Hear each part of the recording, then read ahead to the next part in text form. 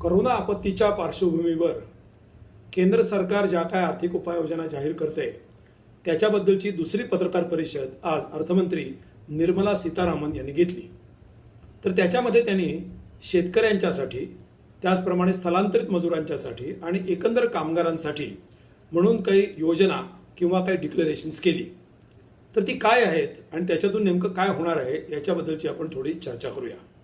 सगळ्यात पहिल्यांदा पुन्हा एकदा आपण हा एक मुद्दा लक्षात ठेवूया सुरुवातीलाच, की या विविध क्षेत्रामध्ये अनेक प्रकारच्या योजनांची, अनेक प्रकारच्या नव्या उपक्रमांची गरज असते, ती आहे। आणि त्या दृष्टीनं केंद्र सरकारनं काही करणं आणि जर योग्य दिशेने पावलं टाकलेली असतील तर त्याचं स्वागत करणं, याच्याबद्दल कोणाला प्रत्यवाय नाही। परंतु आपली चर्चा जी आहे ती कोरोनाच्या पार्श्वभूमीवरती जे एकंदर आर्थिक संकट अर्थव्यवस्थेवरती, लोकांवरती, बेरोजगारीच्या अर्थानं उद्योगधंद्यांच्या वरती जे आलेलं आहे, येऊ घातलेलं आहे, शेतीवरती आलेलं आहे, येऊ घातलेलं आहे, त्याच्या संदर्भामध्ये या उपाययोजनांचा काय आणि कसा उपयोग होणार आहे याची चर्चा आपल्याला करायची आहे। ज्या योजना जाहीर केल्या त्या बरोबर आहेत का चूक आहे याची चर्चा इथे अपेक्षित नाहीये। सगळ्यात पहिल्यांदा आपण लक्षात ठेवलं पाहिजे, आपण आर्थिक एक इम्पेटस ज्याला आपण म्हणतो, आर्थिक स्टिम्युलस, एक आर्थिक बढावा या सगळ्या पार्श्वभूमीवरती कसा मिळेल यासाठी या पत्रकार परिषदेतून आपल्याला काय मिळालं याची आपल्याला चर्चा करायची आहे। परंतु त्याच्यासाठी आपण केंद्र सरकारने नेमकं काय जाहीर केल्याचं अगदी थोडक्यामध्ये प्रमुख मुद्दे जे त्यातले आहेत ते आपण बघूया। त्यांनी शेतकऱ्यांच्यासाठी जे जाहीर केलं त्याच्यात काय होतं, त्यांनी असं सांगितलं की शेतकऱ्यांच्यासाठी आम्ही कर्ज जी त्यांनी घेतलेली आहेत त्याच्यासाठीची मुदत आम्ही वाढवून दिलेली आहे। म्हणजे समजा कर्ज किंवा व्याज ते भरण्यासाठी तुम्हाला समजा 31 मार्च पर्यंतची मुदत असेल तर त्याच्यामध्ये आम्ही 3 महिने तुम्हाला वाढवून दिलेले आहेत। आता याच्यामध्ये नवीन काही शेतकऱ्यांच्या हातात मिळालं अशी अपेक्षा, अशी गोष्ट घडलेली नाही। किसान क्रेडिट कार्ड जे आहेत त्याच्यामध्ये 25,000 कोटी म्हणजे 25 लाख किसान क्रेडिट कार्ड्स आहेत। तर त्याच्या नवीन किसान क्रेडिट कार्ड्स आम्ही सँक्शन केली आणि त्याची लोन लिमिट ही 25,000 कोटीपर्यंत आम्ही वाढवली, अशा प्रकारचं त्यांनी विधान केलं। आता शेतकरी या देशामध्ये त्यांची संख्या ही 48% आहे लोकसंख्येच्या, म्हणजे शेतीवरती अवलंबून असलेल्या ही लोकसंख्या आहे। आता त्याच्यामध्ये ही संख्या आणि त्याच्यामध्ये हे लोनचं लिमिट त्यांनी देणं, याच्यामधून खरोखरच म्हणजे एक थेंब सुद्धा म्हणता येईल, थेंब सुद्धा धड म्हणता येणार नाही, आणि ते सुद्धा पण बॉरोईंग आहे, हे कर्ज आहे। आता दुसरा मुद्दा असा आहे, ते नाबार्डला काही रिफायनान्स करण्यासाठीच्या काही रकमा थोड्याशा वाढवून दिलेल्या आहेत। परंतु संपूर्ण जर टोटल त्याचा जर तुम्ही विचार केला की शेती क्षेत्रामध्ये आज शेतकऱ्यांची परिस्थिती जी आहे ती परिस्थिती अशी आहे की त्यांचं उभं पीक जे शेतामध्ये आलेलं होतं, आपल्याला माहिती आहे की रब्बी हे पूर्ण उगवून तयार होतं आणि त्याच वेळेला ही कोरोनाची आपत्ती आली। त्याचप्रमाणे भाजीपाला जो होता तो भाजीपाला तिथं जो काही शेतामध्ये होता तो विकण्याची परिस्थिती, त्याच्यामध्ये मोठ्या अडचणी निर्माण झाल्या, काही विकता आलं नाही त्यातलं जवळपास, किंवा फळबागा होत्या, द्राक्षासारखं पीक होतं, ते सगळं केळ्यासारखं पीक होतं, हे पूर्णपणे शेतामध्ये उभं जळून गेलं, ते शेतकऱ्यांना अक्षरशः पाडून टाकावं लागलं।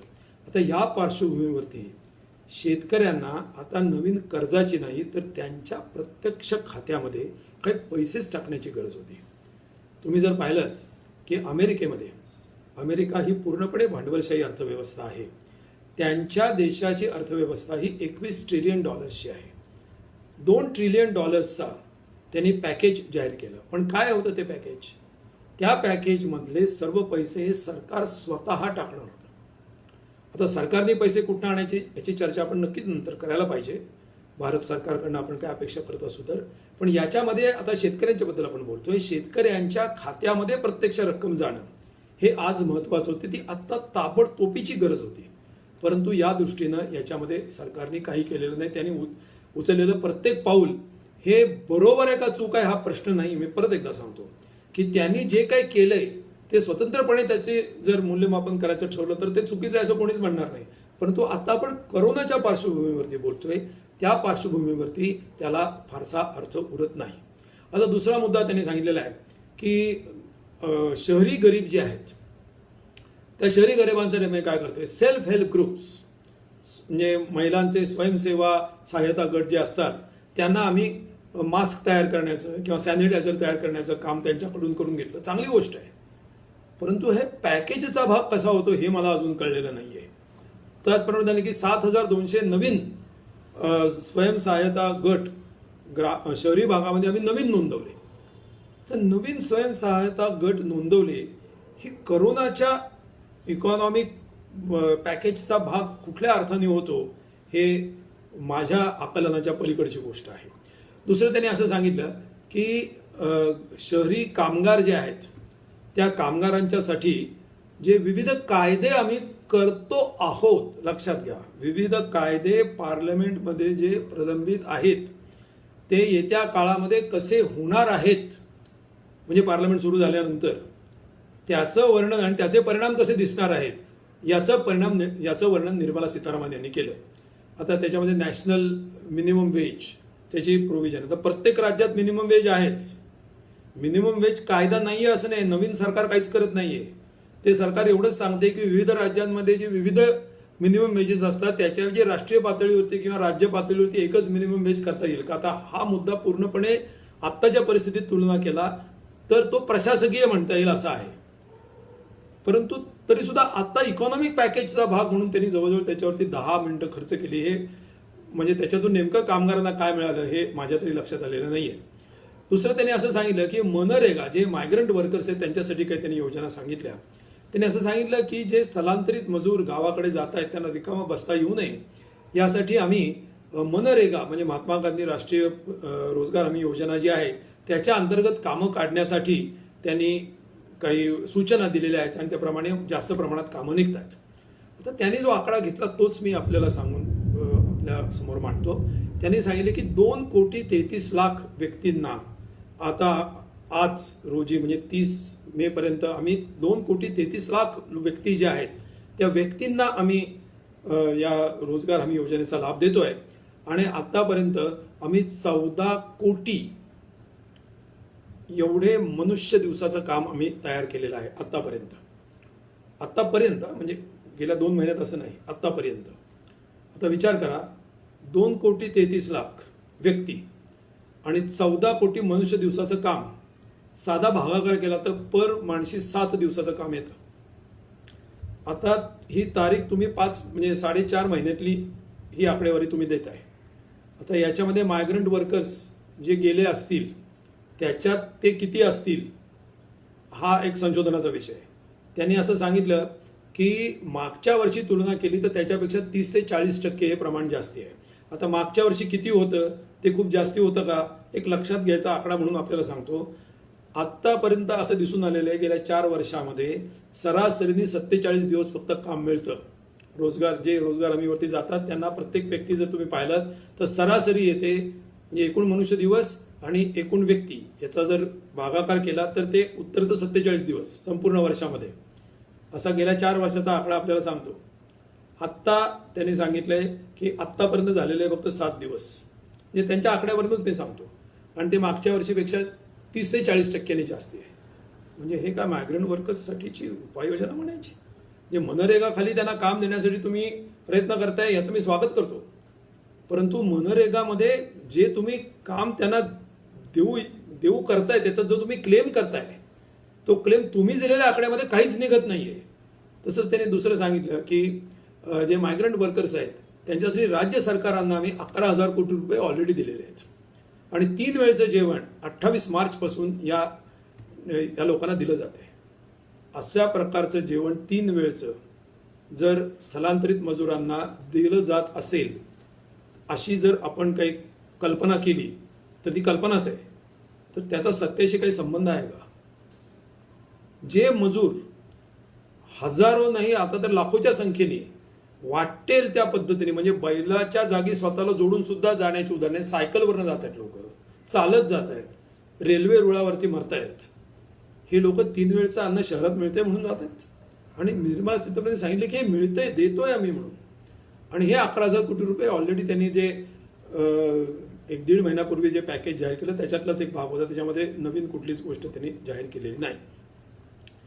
म्हणजे अजून एक गोष्ट त्यांनी जाहीर केली, ज्या योजना आहेत पुढच्या योजना अशा जाहीर केल्या की शहरी भागामध्ये जे स्थलांतरित मजूर आहेत किंवा मजूर आहेत त्यांना भाड्याने राहायला घरं अशा प्रकारची योजना खाजगी आणि सार्वजनिक या दोन्ही क्षेत्रांनी एकत्र येऊन करावी असं सरकारने ठरवलेलं आहे आणि प्रधानमंत्री आवास योजनेअंतर्गत त्याचा समावेश केला जाईल. चांगली गोष्ट मी याचं स्वागत करतो. परंतु या कोविड पॅकेजमध्ये ही गोष्ट कधी घडेल? ही गोष्ट घडण्यासाठी खूप वेळ लागेल. म्हणजे अगदी किती फास्ट केली तरी 1 ते 1.5 वर्षाच्या आत ते होणार नाहीये. मग हे तुम्ही करोना पॅकेजचा भाग म्हणून का सांगताय? आता या सगळ्या प्रत्येक गोष्टीबद्दल असं बोलता येईल. त्याचा निष्कर्ष हाच आहे की आपण लक्षात ठेवलं पाहिजे, काल जाहीर केलेल्या योजना असतील किंवा आज जाहीर केलेल्या योजना असतील त्या एकतर प्रशासकीय आहेत, त्या भविष्यकालीन योजनांची आज केलेली घोषणा आहे किंवा अगदी अल्पस्वल्प स्वरूपामध्ये काही नवीन काही सांगितलं. उदाहरणार्थ आज त्यांनी सांगितलं की ज्यांच्याकडे रेशन कार्ड्स नाहीत त्यांना सुद्धा 3 महिन्यासाठी 5 किलो धान्य प्रत्येक व्यक्तीला आणि 1 किलो डाळ देण्याची आम्ही तरतूद केली आहे. त्याच्यासाठी 2400 कोटी रुपयाची सरकारने तरतूद केली. ही नवीन तरतूद आहे. ही नक्कीच त्याचा उल्लेख केला पाहिजे की ते 2400 कोटी रुपयाचे स्वागत आहे त्याचं. पण या सगळ्यामध्ये तुम्ही काय नवीन केलं या सगळ्यामध्ये पुन्हा आपण लक्षात ठेवलं पाहिजे की लोकांना जगण्यासाठी अशा प्रकारचे काही डायरेक्ट इंटरव्हेन्शन्स आवश्यक आहेत. ते अल्प प्रमाणात केलेले आहेत, एक नगण्य प्रमाणात केलेले आहेत असं आपण म्हणूया. जे सरकार स्थलांतरित मजूर आपल्या गावासाठी जायला निघाले तर त्यांचं रेल्वेचं भाडं भरत नाही. त्यांच्याकडे रेल्वेचं भाडं घेतं की जे उपाशी आहेत, ज्यांना रोजगार नाही आहे, ज्यांना मालक पैसे देत नाही आहेत. तर त्यांच्या या गोष्टी करायच्या सोडून या सरकारने हे पॅकेज म्हणून जे जाहीर केलेलं आहे त्याच्यामध्ये अर्थव्यवस्थेला किंवा या स्थलांतरित मजुरांना किंवा शेतकऱ्यांना प्रत्यक्षामध्ये रिलीफ मिळेल आज रोजी किंवा अगदी येत्या महिन्यात सुद्धा मिळेल अशा प्रकारचं काहीही दिसत नाही. हे पुन्हा एकदा सिद्ध झालं आणि म्हणून पुन्हा एकदा निराशा झाली. पुन्हा एकदा आशा करूया की उद्या काहीतरी ऐकायला मिळेल. परत एकदा मी सांगून थांबतो या ठिकाणी की या ठिकाणी सरकारी खजिन्यातून जे पैसे खर्च होतील त्याला फिस्कल मेजर्स म्हणतो, ते फिस्कल मेजर्स ही जाहीर करण्याची गरज आहे. सरकार फक्त अर्थव्यवस्थेमध्ये रोखता लोकांच्या म्हणजे ज्यांच्या हातात पैसा आहे तो असलेला पैसा सरकारकडे येण्याच्या ऐवजी लोकांच्या हातातच कसा राहील याच्याबद्दलच्या थोड्याफार तरतुदी करता आहे. आणि याला लिक्विडिटी आम्ही ओततोय असं म्हणतो. लिक्विडिटी ओतत नाहीयेत ते काही प्रमाणात ओतत आहेत, मान्य म्हणजे थोड्याफार प्रमाणामध्ये. परंतु याच्यामधून हा प्रश्न सुटणार नाहीये, सुटण्याची दिशा सुद्धा सापडणार नाहीये. हे आपण काल पाहिलंच होतं. आज पुन्हा एकदा ते दिसून आलेलं आहे. माझी सरकारकडून अपेक्षा आहे त्यांनी राज्य सरकारांचे थकलेले पैसे द्यावेत. कामगारांची सौदाशक्ती कमी होईल असं काहीही करू नये आणि स्वतःच्या खजिन्यातून जास्त पैसे देता येतील आणि खजिना कसा भरायचा यासाठी सरकारने कर्ज काढली पाहिजेत मोठ्या प्रमाणामध्ये. ती बँकांकडून घ्यावीत. बँकांकडून घेणं शक्य नसेल तर आरबीआय ती कर्ज घेऊ शकतं. म्हणजे ते एका अर्थाने मॉनिटायझेशन ऑफ गव्हर्नमेंट डेट होईल. हरकत नाही आता झालं तरी. परंतु हे उपाययोजना करण्याची गरज आहे. केवळ प्रशासकीय उपाययोजना जाहीर करून आम्ही 20 लाख कोटीचा आकडा काही करून शेवटी मिळवला अशा प्रकारची एक ज्याला आपण म्हणतो की सेल्समनशिप करणं हे सरकारने आता थांबवावं असं माझं मत आहे.